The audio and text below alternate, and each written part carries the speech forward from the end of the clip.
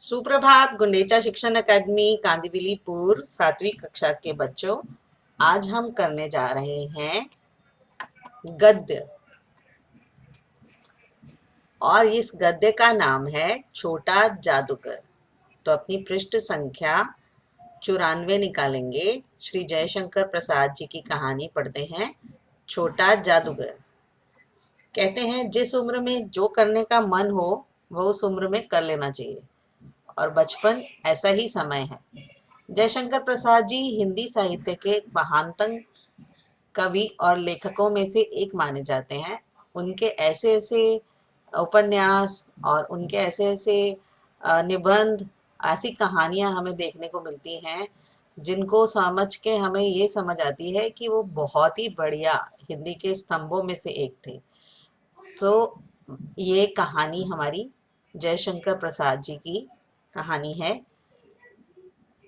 आप यहाँ पर एक जादूगर का विज्ञापन देख रहे हैं। जादूगर जब पुराने ज़माने में आते थे तो लोगों में बहुत ज़्यादा उत्सुकता होती थी उनके शो देखने की।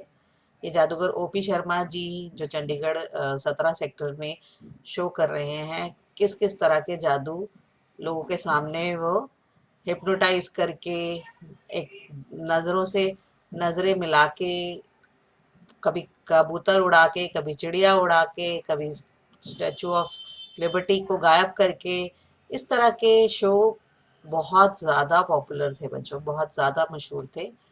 अभी हमारी जो कहानी है छोटा जादूगर, ये एक छोटे से बच्चे की कहानी है जिसे लेखक ने छोटा जादूगर का नाम दिया है।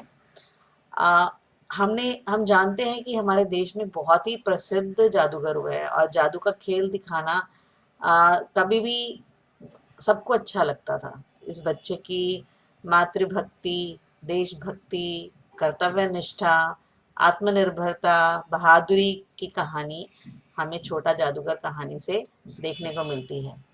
क्या आपने कभी जादूगर का खेल देखा है?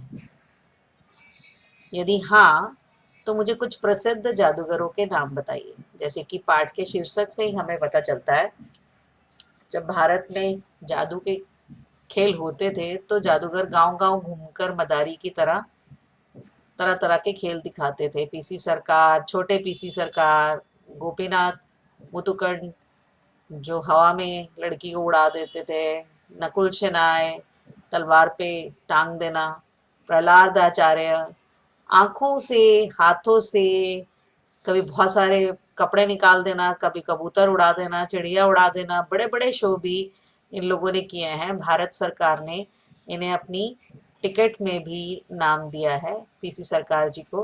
तो छोटा जादूगर एक ऐसे ही निडर और स्वाभिमानी बच्चे की कहानी है जो कष्टपूर्ण स्थितियों में भी अपने स्वाभिमान को नहीं खोता और देशभक्ति की भावना अपने मन में लेकर चलता है।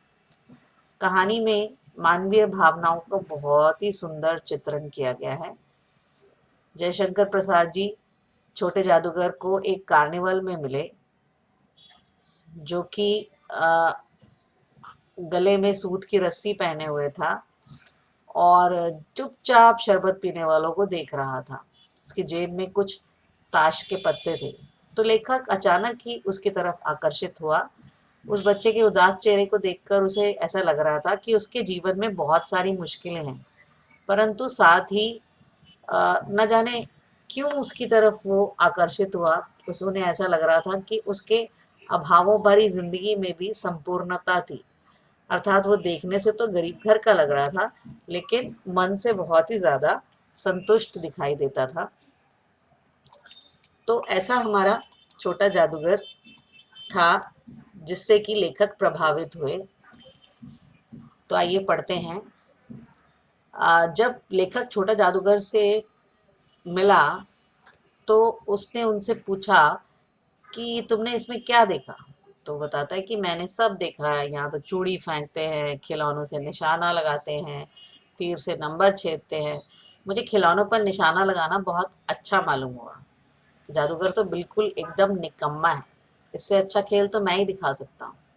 उसकी उसने बहुत ही ऐसे बोला जैसे उसकी वाणी में कहीं भी रुकावट नहीं थी। एकदम चतुराई से, प्रगल्भता से उसने कहा। तब लेखक ने उससे पूछा, मैंने पूछा, और उस पर्दे में क्या है, क्या तुम वहां गए थे? नहीं नहीं, मैं वहां नहीं जा सकता, टिकट लगता है। मैंने कहा तो चलो, मैं वहां तुम्हें ले चलता हूँ। मैंने मन ही मन कहा, भाई आज के तुम ही मित्र हुए। तो लेखक को मेले में वो मित्र जैसा दिखाई दिया, लेकिन उसने क्या कहा, उसने कहा वहां जाकर क्या कीजिएगा, चलिए निशाना लगाया जाए। मैंने उससे सहमत होकर कहा, तो फिर चलो पहले शरबत पी लिया जाए। उसने स्वीकार सूचक सिर हिला दिया कि चलिए शरबत पी लेते हैं। लेखक ने इन शब्दों को कितना सुंदर कहा है कि मनुष्यों की भीड़ में वहां पर बहुत सारे मेले में लोग थे, तो वहां जाड़े की संध्या भी गर्म हो रही थी। तो इस गर्मी में उन्होंने सर्दी में भी शरबत पिया और निशाना लगाने चल पड़े। रास्ते में लेखक उससे पूछता है कि तुम्हारे घर में और कौन कौन है? तो उसने बोला, माँ और बाबूजी। तो उसने बोला, तुम्हें माँ उन्होंने मना नहीं किया यहाँ आने के लिए?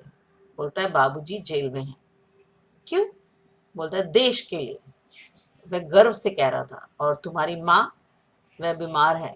अभी लेखक को लगा, अरे माँ बीमार है, बाबूजी जेल में है, और तुम यहाँ तमाशा देख रहे हो। लेकिन उसके मुंह पर तिरस्कार की हंसी फूट पड़ी। उसे ऐसा लगा उसका अपमान हो गया है। उसने कहा, तमाशा देखने नहीं, दिखाने निकला हूँ। कुछ पैसे ले जाऊंगा तो माँ को पथ्य दूंगा। मुझे शरबत ना पिलाकर यदि आपने मेरा खेल देखकर मुझे कुछ दे दिया होता तो मुझे ज्यादा प्रसन्नता होती। लेखक आश्चर्य से उस 13-14 साल के लड़के को देख रहा था। हाँ, मैं सच कहता हूँ बाबूजी, माँ जी बीमार है, इसलिए मैं नहीं गया। कहाँ? जेल में। मतलब कि वो जेल में भी जाना चाहता था देश के लिए, इतना बड़ा देशभक्त भी था वो। जब कुछ लोग खेल तमाशा देखते ही हैं, तो क्यों ना दिखाकर माँ की सेवा करूं और अपना पेट भरूं। मैंने दीर्घ निश्वास लिया। किसने दीर्घ निश्वास लिया, लंबा सांस किसने लिया? लेखक ने। हैरानी हुई उसे, चारों ओर बिजली के लट्टू नाच रहे थे। उसका मन बहुत व्यग्र यानी बेचैन हो उठा। मैंने उससे कहा, चलो निशाना लगाया जाए। हम दोनों उस जगह पहुंचे जहां खिलौने से गेंद को गिराया जाता था। मैंने 12 टिकट खरीदकर उस लड़के को दिए। वह निकला पक्का निशानेबाज। उसकी कोई भी गेंद खाली नहीं गई। देखने वाले दंग रह गए। उसने 12 खिलौनों को बटोर लिया, लेकिन उठाता कैसे? उसने कुछ मेरे रुमाल में बांधे, कुछ जेब में रख लिए। और उस लड़के ने कहा, बाबूजी आपको तमाशा दिखाऊंगा, बाहर आइए, मैं चलता हूँ। इतना कहकर वो वहां से 9-2-11 हो गया। मुहावरा है ये, गायब हो गया। मैंने मनी मन कहा, इतनी जल्दी आंखें बदल गई? फिर से आंख बदल जाना यानी एकदम बदल जाना, एकदम परिवर्तित हो जाना, कि अभी तो मेरे साथ लेने के लिए खिलौने इतनी सारी बातें कर रहा था और अब भाग गया। मैं घूमकर पान की दुकान पर आ गया। पान खाकर बड़ी देर तक इधर उधर टहलता देखता रहा। झूले के पास लोगों का ऊपर नीचे आना जाना देखने लगा। अकस्मात मतलब अचानक किसी ने ऊपर के हिंडोले से पुकारा, बाबूजी। मैंने पूछा, कौन? मैं हूँ, छोटा जादूगर। क्या नाम दिया उसने अपने आप को? छोटा जादूगर। तो यहाँ पर दृश्य बदलता है कलकत्ते के सुरम्य बोटेनिकल गार्डन में। जब झील लाल कमलों से भरी हुई थी, एक छोटी सी झील के किनारे वृक्षों की छाया में लेखक यानी जयशंकर प्रसाद जी अपनी मित्र मंडली के साथ बैठकर जलपान कर रहे थे, बातें हो रही थी। इतने में कहीं से उन्हें छोटा जादूगर दिखाई दे गया। चार खाने की खादी का झोला मतलब थैला, चार खाना मतलब स्क्वायर, साफ जांघिया, एकदम साफ सुथरी उसकी निकर या अंडरवियर बोल सकते हो आप उसे, आदि बाहों का कुर्ता, बाजू आदि का कुर्ता, मस्तानी चाल में मस्ती में आता हुआ झूमता हुआ आकर कहने लगा, बाबूजी नमस्ते, आज कहिए तो खेल दिखाऊं? नहीं जी, अभी हम लोग जलपान कर रहे हैं। फिर उसके बाद गाना बजाना होगा बाबूजी? नहीं। तुमको क्रोध से मैं कुछ कह नहीं जा रहा था, तभी लेखक की श्रीमती जी ने कहा, दिखलाओ जी, तुम तो अच्छे आए, भला कुछ मन तो बहले। मैं चुप हो गया, क्योंकि श्रीमती जी की वाणी में माँ की सी मिठास थी, जिसके सामने किसी भी लड़के को रोका नहीं जा सकता। उसने खेल आरंभ किया। उस दिन कार्निवल के सब खिलौने उसके खेल में अपना अपना अभिनय करने लगे। भालू मनाने लगा, बिल्ली रूठने लगी, बंदर घुड़कने लगा, गुड़िया का ब्याह होने लगा, गुड्डावर काना निकला। देखो कितनी उसमें अभिनय करवाने की कला थी। लड़के की वाचालता से ही अभिनय हो रहा था, उसकी चालाकी से ही अभिनय हो रहा था। अभिनय यानी एक्टिंग। सब हंसते हंसते लोटपोट हो गए। अरे इतना बढ़िया खिलाड़ी था वो। सब हंसते हंसते लोटपोट हो गए।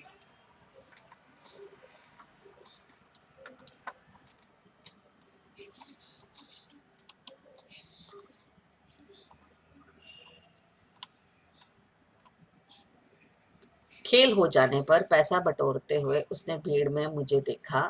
वह जैसे क्षण भर के लिए स्फूर्तिमान हो गया। ये उसे तीसरी बार लेखक से वो मिला है। तो यहाँ पर उसने सोचा था कि बालक को आवश्यकता ने कितना जल्दी चतुर बना दिया है। ये तो संसार है। ताश के सब पत्ते लाल हो गए, काले हो गए, ऐसे खेल दिखा रहा था वो। गले की सूत की रस्सी टूट टूट कर जुड़ गई।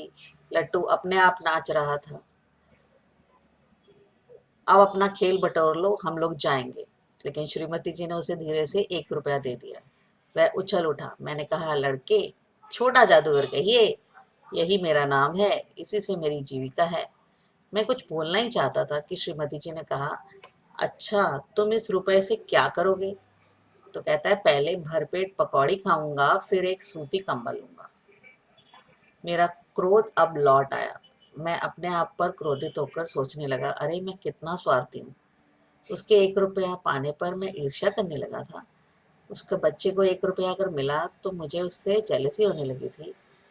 तो लेखक को यहाँ पर अपने आप पर ही क्रोध आया कि उसे बेचारे बच्चे पर ईर्ष्या नहीं करनी चाहिए थी। वह नमस्कार करके चला गया। हम लोग लता कुंज देखने के लिए चले। उस छोटे से बनावटी जंगल में संध्या साए साए करने लगी थी। अस्ताचलगामी यानी ढलता हुआ सूरज की अंतिम किरणें वृक्षों की पत्तियों से विदाई ले रही थी। एक शांत वातावरण था। हम लोग धीरे धीरे मोटर से हावड़ा की तरफ बढ़ रहे थे। हावड़ा जगह का नाम है। रह रहकर मुझे छोटा जादूगर स्मरण होता था। तभी सचमुच एक झोपड़ी के पास कंबल कंधे पर डाले मिल गया। मैंने मोटर रोककर उससे पूछा, तुम यहाँ कहाँ? मेरी माँ यहीं है, अब उसे अस्पताल वालों ने निकाल दिया है। मैं उतर गया। उस झोपड़ी में एक स्त्री को देखा जो चिथड़ों में लदी हुई कांप रही थी। तो छोटे जादूगर ने कंबल उस पर डाला और उसके शरीर से चिपटते हुए बोला, माँ। मेरी आंखों से आंसू निकल पड़े कि इसकी माँ की ये स्थिति है। और देखो बच्चा कितना ज़्यादा निडर है कि वह ऐसे ऐसे बड़े बड़े खेल दिखाने निकल पड़ा है। बड़े दिन की छुट्टी बीत चली थी। मुझे अपने ऑफिस में समय पर पहुंचना था। ये लेखक तीसरे दृश्य में बात कर रहा है। कलकत्ते के से उसका मन उब गया था। फिर भी चलते चलते वह बार उस उद्यान को देखने की इच्छा उसमें हुई। साथ ही साथ उसका मन किया कि चलो छोटे जादूगर को भी मिल लिया जाए। 10 बज चुके थे। मैंने देखा कि सुबह की धूप में सड़क के किनारे वह कपड़े पर छोटा जादूगर रंगमंच सजाकर बैठा था। मैंने गाड़ी रोककर वहाँ देखा। बिल्ली रूठ रही थी, भालू मनाने चला था, ब्याह की तैयारी हो रही थी। ये सब कर रहा था छोटा जादूगर, लेकिन उसकी वाणी में वो प्रसन्नता नहीं थी। जब वह औरों को हंसाने की चेष्टा कर रहा था, तब कहीं ना कहीं वो अंदर ही अंदर कांप जाता था, मानो उसके रोए रोए रो रहे हो। तो लेखक उसे बहुत आश्चर्य से देख रहा था। जब उसका खेल हो गया तो पैसा बटोर कर उसने भीड़ में उसे देखा। लेखक को भीड़ में मुझे देखा। जैसे क्षण भर के लिए वो स्फूर्तिमान हो गया। उसमें कहीं से अजीब सी चुस्ती आ गई। तो मैंने उसकी पीठ थपथपाते हुए पूछा, आज तुम्हारा खेल जमा क्यों नहीं? माँ ने कहा है, आज तुरंत चले आना, मेरी घड़ी समीप है। अविचल भाव से उसने कहा, बिना रुके।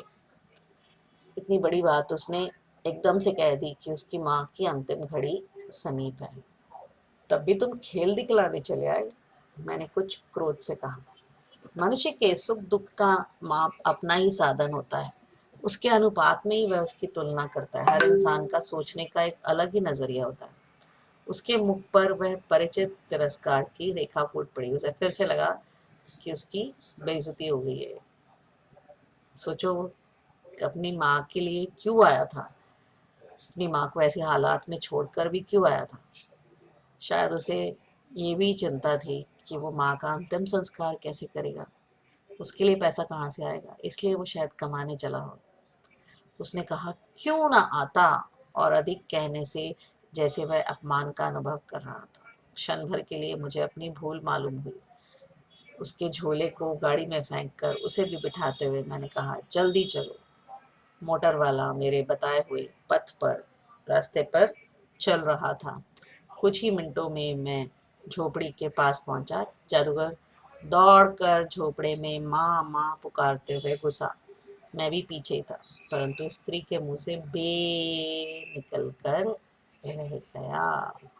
उसके दुर्बल हाथ उठकर गिर गए। दुर्बल यानी कमजोर। उसके दुर्बल हाथों में इतनी शक्ति नहीं थी कि वह अपने बेटे को गले लगाने के लिए उठा पाती, और उसके मुंह से केवल बेटा की जगह बे ही निकल कर रह गया। जादूगर उससे लिपट रहा था। मैं स्तब्ध था, एकदम हैरान, शौक। उस उज्जवल धूप में समग्र संसार जैसे जादू सा मेरे चारों तरफ नृत्य करने लगा। ऐसा लग रहा था पूरा संसार ही एक जादू के खेल जैसा है, जिसमें हम सारे रंगमंच की पुतलियां हैं, हम सारे अपना अपना अभिनय कर रहे हैं। तो जयशंकर प्रसाद जी की छोटा जादूगर कहानी यहीं समाप्त होती है। इस कहानी से हमें कठिनाइयों से निराश नहीं होना, कला कौशल, परिश्रम, चतुराई से अपना जीवन कैसे बिताना चाहिए, ये प्रेरणा मिलती है। हमें अपने माता पिता की सेवा करनी चाहिए और हमेशा अपने स्वाभिमान यानी सेल्फ रिस्पेक्ट, अपने अभिमान के साथ रहना चाहिए। देखिए थोड़े से क्लिपिंग्स मैंने आपके लिए डाले थे, जब वो गाड़ी में उसे बैठाते हुए ले जा रहा था और जब वो झोपड़े में माँ माँ करके घुसा तो माँ के मुँह से कैसे बे निकल कर रह गया था। लेखक उसकी मातृभक्ति को देखकर बहुत ही खुश था और हैरान भी था। वह छोटा जादूगर जो इतना दृढ़, इतना परिपक्व, परिपक्व यानी मैच्योर अपनी माँ की सेवा कर रहा था, वो बेचारा अपनी माँ के बिना अकेला रह गया था। लेखक कुछ भी नहीं कर पाया था। शब्दार्थ देखते हैं। अकस्मात यानी अचानक, अभाव यानी कमी, अविचल यानी स्थिर, अचल, अडिग, अस्ताचलगामी डूबते हुए सूरज को कहते हैं। कलनाद यानी मधुर ध्वनि। कार्निवल पश्चिम देशों में मनाए जाने वाले मेले का नाम है। घड़ी समीप होना यानी मृत्यु का समय नज़दीक होना। जीविका यानी जीवन यापन का साधन। तिरस्कार यानी अपमान या अनादर। आंखें बदल जाना, धोखा देना, ध्यान न देना। दंग रह जाना, अब बहुत ही ज़्यादा हैरान होना या आश्चर्यचकित होना। 9-2-11 होना, भाग जाना। लोटपोट हो जाना, बहुत अधिक हंसना। आप इन मुहावरों से वाक्य बनाएंगे तो आपको इनके अर्थ ज़्यादा अच्छी तरह समझ आएंगे। लेखक ने छोटे जादूगर के साथ कार्निवल में क्या क्या किया, जैसे कि आपने पाठ में पढ़ा है, उसने निशाना लगाने वाला खेल खेला, शरबत पिया। छोटे जादूगर ने अपने परिवार के बारे में लेखक को क्या बताया कि उसके पिताजी जेल में हैं और माँ बीमार है। छोटा जादूगर अच्छा निशानेबाज था, ये कैसे पता चलता है, क्योंकि उसकी एक भी गेंद खाली नहीं गई। देखने वाले दंग रह गए। उसने 12 खिलौनों को बटोर लिया। लेखक ने कहा इसे कहते हैं पक्का निशानेबाज। लेखक ने झोपड़े में क्या देखा? लेखक ने देखा कि झोपड़े में एक स्त्री चिथड़ों में, चिथड़े मतलब फटे पुराने कपड़ों में लदी हुई कांप रही थी। छोटे जादूगर द्वारा दिखाए गए खेल का वर्णन क्या करेंगे आप? कैसे कर रहा था वो? एक रंगमंच सजाकर बैठा था, वहाँ बिल्ली रूठ रही थी, भालू मना रहा था, ब्याह की तैयारी हो रही थी, बंदर घुड़कने लगा था, गुड्डावर ताना निकला था। इस तरह से वो खेल दिखा रहा था अपना। इन उत्तरों को लिखने की आवश्यकता नहीं है, लेकिन इनको समझ के याद जरूर कीजिए। सही विकल्प चुनिए। लड़का चुपचाप किसे देख रहा था? यहाँ पर शरबत पीने वाले हैं, पहला वाला ऑप्शन। शरबत पीने वालों को देख रहा था। किसके मुंह पर तिरस्कार की हंसी फूट पड़ी थी? तिरस्कार यानी बेइज्जती, अपमान। तो यहाँ पर ब वाला छोटे जादूगर की मुलाकात किससे हुई? लेखक से हुई। अ वाला छोटा जादूगर कहानी के रचयिता जयशंकर प्रसाद जी हैं। लिखित प्रश्नों के उत्तर। छोटा जादूगर कार्निवल के मैदान में क्यों गया था?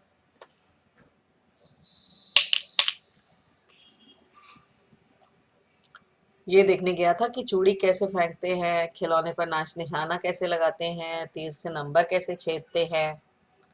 छोटा जादूगर खेल तमाशा क्यों दिखाता था? अपनी माँ की दवाइयों की ज़रूरतों को पूरा करने के लिए, उनका पेट और अपना पेट भरने के लिए वह खेल तमाशे दिखाता था। बालक को आवश्यकता ने कितना शीघ्र चतुर बना दिया था। लेखक ने ऐसा क्यों कहा? क्योंकि वह इतनी छोटी उम्र में ये सारे काम कर रहा था, इसलिए लेखक ने ये कहा। चौथा प्रश्न, आज तुम्हारा खेल जमा क्यों नहीं? छोटे जादूगर ने इसके उत्तर में क्या कहा? माँ ने कहा है तुरंत चले आना, उसकी घड़ी समीप है। लेखक ने कहा तब भी तुम खेल दिखाने चले आए। तो इंसान के दुख सुख का ये अपना ही साधन है, उसके अनुपात से ही वो इसकी तुलना करता है। ऐसा लेखक ने इसलिए कहा क्योंकि आज उसका उत्तर में कहा था उसने, क्योंकि उसका खेल जमा नहीं था। कहानी के आधार पर छोटे जादूगर की चारित्रिक विशेषताएं बताइए। क्या चरित्र था उसका? निडर, स्वाभिमानी, पक्का निशानेबाज, बहुत ही मेहनती लड़का था वो।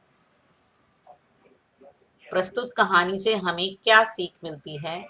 कि हमें मातृभक्ति, देशभक्ति, अपने माँ के प्रति, अपने देश के प्रति, अपने कर्तव्यों के प्रति निष्ठा रखनी चाहिए, भरोसा रखना चाहिए, आत्मनिर्भरता होनी चाहिए हमारे में, बहादुरी और हिम्मती बनने की सीख मिलती है। छोटा जादूगर यहाँ पर क्यों उछल पड़ा? अगर हम इस गद्यांश को पढ़ें तो क्योंकि श्रीमती जी ने उसे 1 रुपया दिया था, इसलिए वो उछल पड़ा था। छोटे जादूगर ने खेल को जीविका क्यों कहा? क्योंकि खेल दिखाकर ही वो अपना जीवन का गुजारा चलाता था या जीवन यापन करता था। 1 रुपए से क्या क्या खरीदना चाहता था? पकौड़ी, सूती कंबल। लेखक अपने आप पर गुस्सा क्यों हुआ, क्रुद्ध क्यों हुआ? अंतिम पंक्ति में इसका उत्तर है क्योंकि वह 1 रुपया पाने पर उससे ईर्ष्या करने लगा था। भाषा ज्ञान देखिए। जन्म का विलोम मृत्यु, अपना पराया, रात दिन, सुगंध दुर्गंध, उदय अस्त, हर्ष दुख या विषाद। पर्यायवाची बताइए। संसार का, जग जगत दुनिया, वर्षा बारिश, बरखा, फूल सुमन, कुसुम, चांद, शशि को भी कहते हैं, चांद को चंद्रमा भी कहते हैं, हवा, वायु, समीर, आंख, नेत्र, नयन। विशेषण का भेद बताइए। लाल कमलिनी, लाल यहाँ पर गुणवाचक विशेषण है। उस उद्यान संकेतवाचक या सार्वनामिक विशेषण है। कुछ ताश के पत्ते अनिश्चित संख्यावाचक, 12 टिकट निश्चित संख्यावाचक है ये। तो माँ के प्रति जो छोटा जादूगर है उसकी मातृभक्ति को यहाँ पर मैंने एक अनुच्छेद के द्वारा बताया है कि छोटा जादूगर अपनी माँ की दवा के लिए कार्निवल के मैदान में जाता है, जहाँ उसकी मुलाकात एक लेखक से होती है। वह उन्हें अपनी माँ और पिताजी के बारे में बताता है। लेखक द्वारा शरबत पिलाने के बाद वह उनसे कहता है, यदि आप मुझे शरबत ना पिलाकर मेरा खेल देखकर कुछ पैसे दे देते तो मैं अपनी माँ के लिए पथ्य या खाना ले लेता। लेखक जब उसे निशानेबाजी करने के लिए ले गए तो उसने वहाँ पर 12 खिलौने जीत लिए। तो यहाँ पर दिखाया है कि वो माँ के लिए क्या क्या कर रहा था। लेखक फिर उससे कोलकाता के बोटेनिकल उद्यान में मिला, जहाँ पर वो खिलौनों को लेकर तमाशा दिखा रहा था। अपनी माँ के लिए एक सूती कंबल खरीदने की इच्छा लिए। और जब लेखक मोटर से हावड़ा की तरफ जा रहे थे तब वो उसे एक झोपड़ी के पास मिला। वहां उसने बताया कि अस्पताल वालों ने उसकी माँ को निकाल दिया है। जब अंदर जाकर देखा कि छोटा जादूगर वही कंबल अपनी माँ पर डालकर लिपट लिपट कर उसे बहुत ही बेचारी, बहुत ही निरीह नजरों से निहार रहा था। तो माँ को बहुत प्यार करता था, लेकिन जितना वो माँ के लिए कर पाता था उतना करने की कोशिश कर रहा था। उसकी छोटा जादूगर जब निर्मल धूप में सड़क के किनारे अपना तमाशा दिखा रहा था तो उसकी वाणी में बिल्कुल भी प्रसन्नता नहीं थी। लेखक के पूछने पर उसने बताया कि उसकी माँ का समय समीप है, उसने उसे जल्दी घर बुलाया है। फिर वो पैसा बटोरकर लेखक के साथ अपने घर को चल दिया। परंतु घर पहुंचकर उसे पता चला कि अब उसकी माँ नहीं रही। तो ये माँ के प्रति छोटे जादूगर की मातृभक्ति दिखाई गई है। धन्यवाद बच्चों, आपने बहुत ही प्यार से एक कहानी सुनी और आपने जाना कि एक छोटे बच्चे के अंदर भी कितनी ज़्यादा शक्ति हो सकती है। हमने वही शक्ति अपने अंदर भी बटोरनी है।